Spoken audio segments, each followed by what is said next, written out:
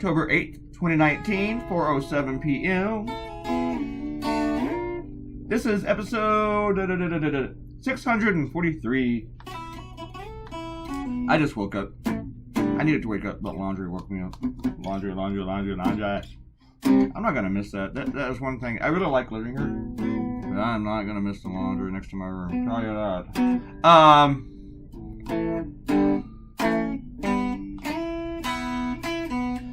So Trump is pulling U.S. forces out of Syria. Part of the argument, this is like a forever war, and he promised to pull us away from forever wars. This was not really a war that we were fighting that much. We were doing airstrikes, but we were mostly doing support and training and supplying the Kurds to do all the fighting for us. And now the Kurds, they hold about 11,000 ISIS prisoners, and they also hold several thousand people who lost their homes from the conflict, and wives and children of the ISIS fighters. And over the years, just a couple years ago, Donald Trump got the Kurds to get rid of some of their defenses and everything in a deal with Turkey, and to pull back from the Turkish border because Turkey didn't like them so much, and it was a way to keep Turkey from going after them, invading northern Syria. But now we're pulling out, and the Kurds are like, thanks for all the ISIS killing Kurds. See you later. Have fun with Turkey. And pretty much like one politician said, that a handshake with the United States, isn't worth what it used to be, because we lie. We can't be trusted anymore. And Donald Trump has done that to us. He's done it with like the Iran treaty with Iran, the climate deal. He's doing it with our trade treaties. You can say, well, he's making them better. You can't really spot how those are actually better, though. I mean, it's like they just changed the name of them. But he's making the United States a nation that cannot be trusted right now. And just totally building on the Kurds. Robert wrote about this cartoon. He said, forwarding to the next cartoon, it makes me cry to think that we have abandoned the Kurds a third time. And he's right, this is a third time. We abandoned them in the 70s. We encouraged them to do an uprising against Iran from Iraq. And then we bailed on them. And then it was like a mass genocide after that. And then after Desert Storm, George H.W. Bush, he encouraged them to rise up against Saddam, that we were going to be there to support him and back him up. And then we stopped fighting Saddam in 1991, and we pulled out. And Saddam massacred the Kurds. He just went after them, and he just like this carpet bombing of them. And not just the fighters, he did it to civilians. So now this is the third time. And the Kurdish region goes from like Turkey to Syria, Iraq, and Iran. And it seems like each of those governments aren't too fond of them.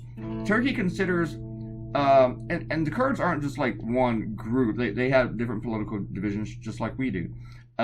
Just like all Muslims do, or not all Muslims, but the Muslim throughout the Middle East. You get Shiite, you get Shia, you get Wahhabi, and the Kurds are the same way. They're all different, but Turkey considers them all terrorists, and they're going to go after them. We are bailing on them. All right, let's go to comments for the next one. I wrote about it much better in my blog than I wrote about here. Robert Coutinho wrote, hypocrisy are us equals GOP. He's talking about the Trump kids, making all the foreign money, all the deals with foreign governments and everything while going after Hunter Biden. He also says, Clay, you're not so naive to think that if a court orders Trump to release his tax returns, he'll actually do it, are you? Eye rolling emoji. But the thing is, it may not go to Trump. It might go to the Treasury Department, which contains his taxes. So it may not be up to Trump to release them. I'm not sure on that, though, so I'm not saying I'm positive that's exactly how it goes. Now I'm going to have to educate Ariel about something. She says, I agree that people need to consider the party they support when accusing the other side of favoritism. They're saying, well, what about the Trump's kids when someone mentions Hunter Biden is still whataboutism? Frowny face emoji. No, that is not whataboutism. When you look at the accuser and you point out his own faults or how he's doing the same thing that he's accusing somebody of, that is not whataboutism. What when I point out Trump has told 12,000 lies and someone goes, but what about Obama? You can keep your doctor. That's whataboutism. When the accuser is doing the same thing that he's accusing someone else of, it's not whataboutism to point that out. Ariel writes, I think the confusion with the whole Steele dossier versus Ukraine situation is you can get information from a private citizen. You can't ask the government to take on your political opponents, especially not as the head of a government with which those countries need to work. If you can't see how that's pressuring to a smaller country, I'll wait for this world. The other thing is that the Clinton Foundation, the Clinton campaign, they paid for this information. That's what you do. That's a campaign expenditure. You file it.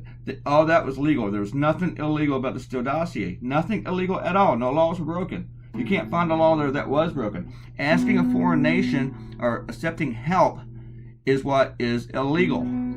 Also, getting help from foreigners, giving it to your campaign or donating to your campaign is illegal. Michael Steele did not donate anything. He was a hired hand through a third party, through an American firm, okay? And then TJ, well, I know investigators are chunkies because they're on the same profession they've always been in. That is the dumbest talking point you guys have got. Well, they were already engaged in this corruption before their dad was president. Yeah, they weren't getting all those trademarks for Ivanka before he was president, okay, dude? All right. And Amanda says billions and billions and billions of dollars for the last cartoon. Thank you. Click the red button, become a subscriber, and leave a comment, and you might get a shout out. Goodbye.